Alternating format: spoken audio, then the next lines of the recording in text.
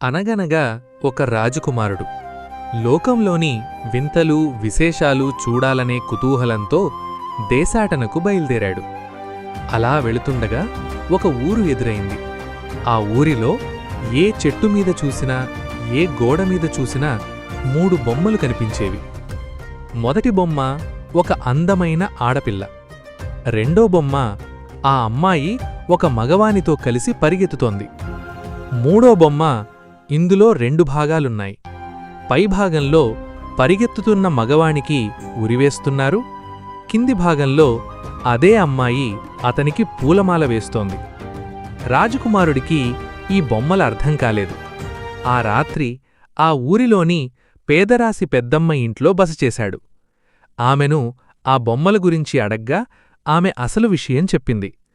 ఆ ఊరి రాజకుమారికి పెళ్ళి అంటే ఇష్టం లేదని, ఆమె అతిలోక సుందరి, కాని తనను పరుగు పందెంలో ఓడించిన వ్యక్తినే వివాహం చేసుకుంటానని షరతు పెట్టిందని. ఆ పందెంలో ఓడిపోయిన వారికి ఉరిశిక్ష పడుతుంది, గెలిస్తే ఆమె భర్త కావచ్చు అని పెద్దమ్మ చెప్పింది. ఆమెనే పెళ్లి చేసుకోవాలని రాజకుమారుడు అనుకున్నాడు. రాజకుమారిని ఎలాగైనా పెళ్లి చేసుకోవాలని నిశ్చయించుకున్న రాజకుమారుడు ఉపాయం కోసం ఆలోచిస్తూ అడవిలోకి వెళ్ళాడు. అక్కడ వలలో చిక్కుకున్న కొన్ని పక్షులను చూసి వాటిని విడిపించి ప్రాణదానం చేశాడు. దానికి కృతజ్ఞతగా ఆ పక్షులు తమ రాజు వద్దకు రాజకుమారుణ్ణి తీసుకెళ్లాయి. పక్షిరాజు అతని కథ విని సాయం చేయడానికి ఒప్పుకున్నాడు. పక్షిరాజు ఇలా చెప్పాడు: ఆ రాజకుమారిని ఓడించడం సామాన్యం కాదు. 7 సముద్రాలు దాటాక ఒక ద్వీపం ఉంది. ఆ ద్వీపంలోని ఒక కొలను అడుగున పాతాళలోకానికి దారి లేదా స్వరంగం ఉంటుంది. అక్కడ 2 వింత చెప్పులు ఉన్నాయి. వాటిని తెచ్చుకుంటేనే నువ్వు ఆమెను ఓడించగలవు అని చెప్పి తన సేనాధిపతి మీద రాజకుమారుణ్ణి ఆ ద్వీపానికి పంపాడు పక్షిరాజు. ద్వీపంలో రాజకుమారుడు వరుసగా 3 రాక్షసులను ఎదుర్కోవలసి వచ్చింది. దారిలో ఒక ముసలి రాక్షసుడు నిద్రపోతూ తన మీసాలను తానే దువ్వుకుంటున్నాడు.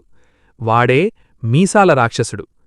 వాడు మేల్కొంటే ప్రమాదమని గ్రహించిన రాజకుమారుడు మెల్లగా వాడి దగ్గరికి వెళ్ళి వాడి మీసాలను మెత్తగా దువ్వాడు.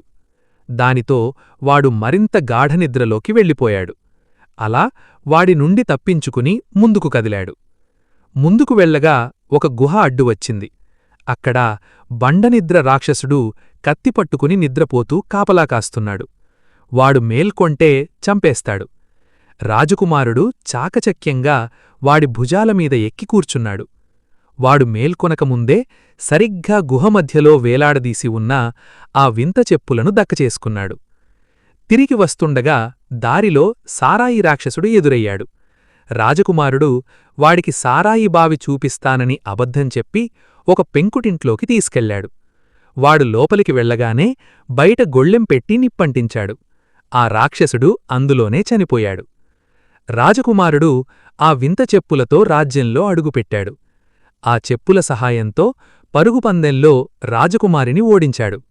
రాజకుమారి సంతోషంగా అతడిని పెళ్లి చేసుకుంది.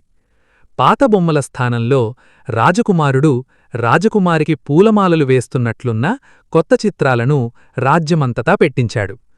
కథ నచ్చితే లైక్ చేసి ఫాలో అవ్వండి. Thanks for watching.